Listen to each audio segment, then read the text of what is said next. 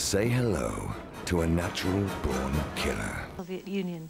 The fashion house designers and models are all based in Leningrad, and the inspiration behind the clothing has been drawn from Leningrad's impressive legacy of architecture, art, folklore, and even Diaghilev's ballets. Here's a brief glimpse of the collection dubbed From Russia with Style.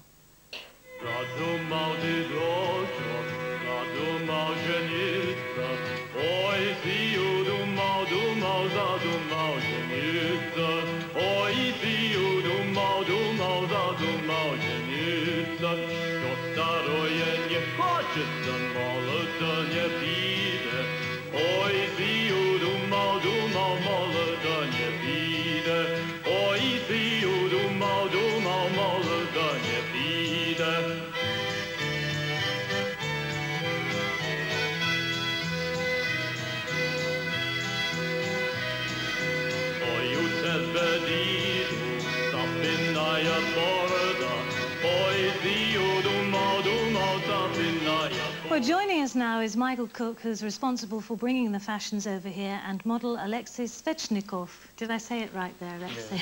Yeah.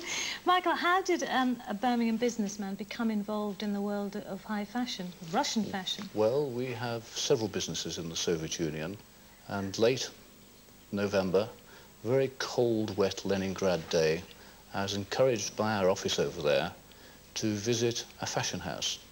And I spent an hour being the only person watching a fashion preview. And at the end, they were very naughty. They had some little children dressed in Russian clothes. And as the children walked off the stage, they turned around and said, "Goodbye, Mr. Cook." There was no question, we had to help them.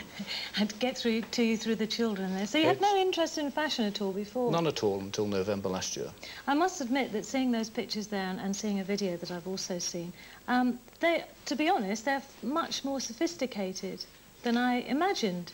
Yes, nearly everyone says to me, "What are you doing with dull, drab Russian clothing?"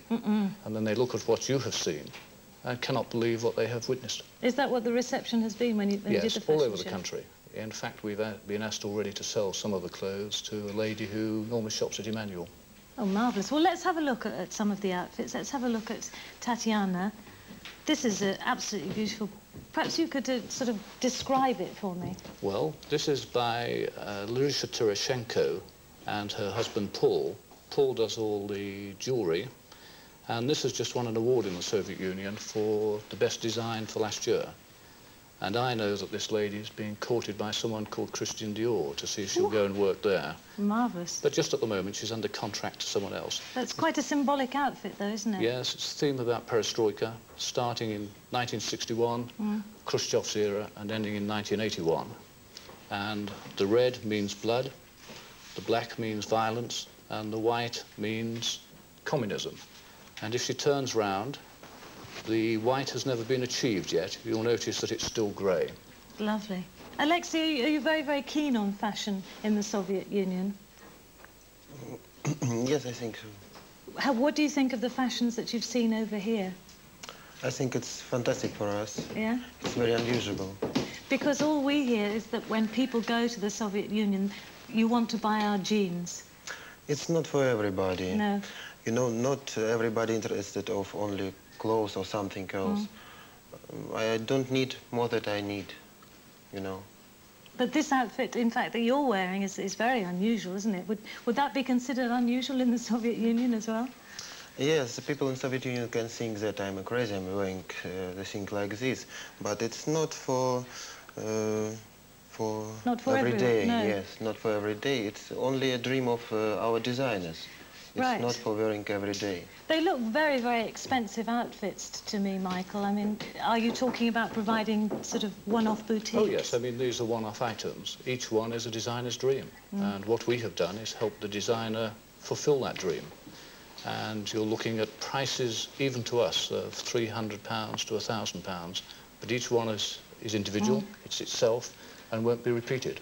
Where do the designers come from? They're all Leningrad girls, but I have to say that some of them are a little older than girls, but they're all Leningrad ladies.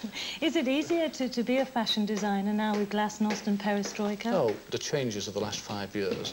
Without the changes, these people wouldn't be here now. Now, this has a bit of a story behind it, doesn't it? Yes, this is one of the designers' view of avant-garde art in the 1920s and 30s, which, as you know from your history books, was a very difficult time for the Soviet Union, and most of the avant-garde art of the day was exported, smuggled out of the country, and these represent our artist's impression of the paintings that are still in places like Paris and Rome. They're beautiful fabrics, most of them knitted. Yes, it's all knitted, it's all Russian wool, and it's all Russian made. Yeah. And of course they're Russian girls. What do most of the models do, or what background do they come from? They're full-time models, and they're employed by the agency, the modelling school, full-time. But I have to tell you their salary is only £158 a month, and that's what they have to live on.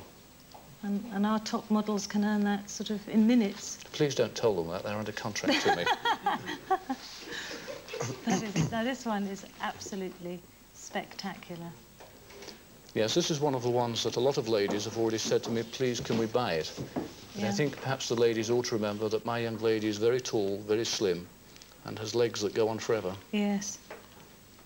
But can you see sort of the big stores over here sort of marketing a range of stuff like this? Oh yes, what the designers are particularly interested in is selling their design technique. And of course if any of the stores comes through and say, look, we like this idea, the designers would be very pleased to sell the idea. Now this is a very Eastern Oriental feel to it. That is fabulous. One of the problems that the Soviet Union has at the moment is determining really whether it's an Eastern country, hence this sort of outfit, or a Western country. And the designer of this has been trying to prove which part of the world she comes from. But I have to tell you that this young lady is only 18 years old and has only been a model for 3 months. She looks fantastic, and this is the final one here, which is absolutely beautiful. Yes. Marvellous colours. Again, the East tradition coming through into the Leningrad designs, where of course there are many famous ballet schools, many famous theatres. And this is a girl that we call Barbara.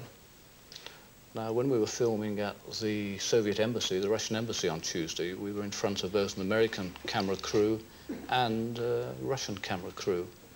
And the American boys have offered to defect back to Leningrad to live with Barbara. I'm sure they have. Well, thank you for bringing the fashions over here, and we look forward to seeing them in our fashion houses soon. Thank you very much. We hope so, thank you. A woman called Bette Bolt came up to her, and she was hanging out with all pretty blonde